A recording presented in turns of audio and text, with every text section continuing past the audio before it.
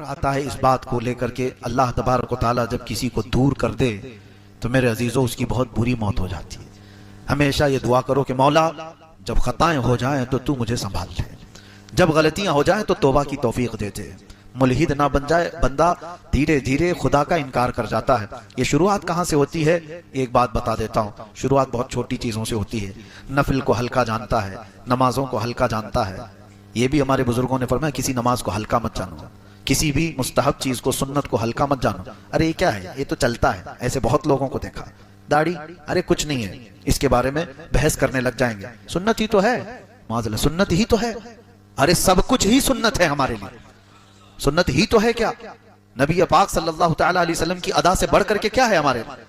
نہیں رکھا الگ بات ہے، لیکن اس کو ہلکا جانا کفر ہے، تحقیر کفر ہے۔ حتیٰ کہ بکری چرانے والے عمل کو بھی کسی نے ہلکا جانا کہ یہ تو گھٹیا عمل ہے، معاذ اللہ وہ کافر ہو گیا۔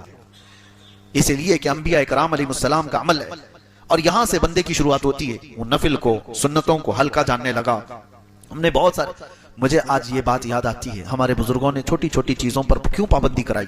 سنیوں کو دیکھو بغیر ٹوپی کے نماز نہیں پڑھتے، حالانکہ فرض اور واجب نہیں ہے۔ کیوں رکھا جاتا ہے؟ اس لیے کہ تم عام حالت کو اور نماز کی حالت کو ایک طرح مت سمجھو، تمہارے دل میں نماز کا ہلکا پن آئے۔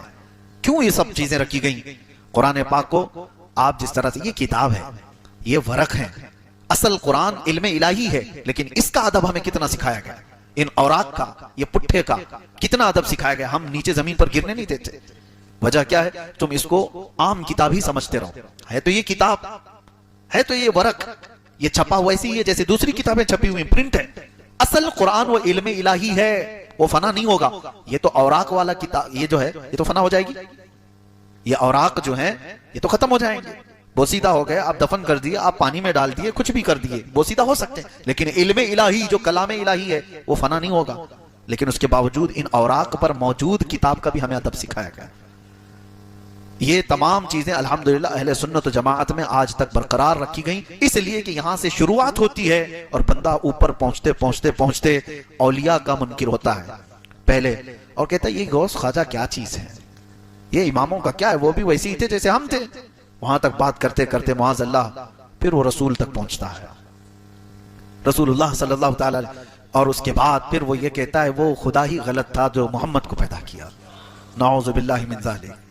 یہ میں نہیں کہہ رہا ہوں، بزرگان دین نے یہ سلسلہ بتایا ہے کہ گمراہ ہونے کے اس کے طریقے کیا ہیں، اور یہ بھی بزرگوں نے فرمایا اللہ تبارک و تعالیٰ جب کسی کو دین سے دور کرتا ہے تو سب سے پہلے اس کو علماء کی گستاخی میں لگا دیتا ہے۔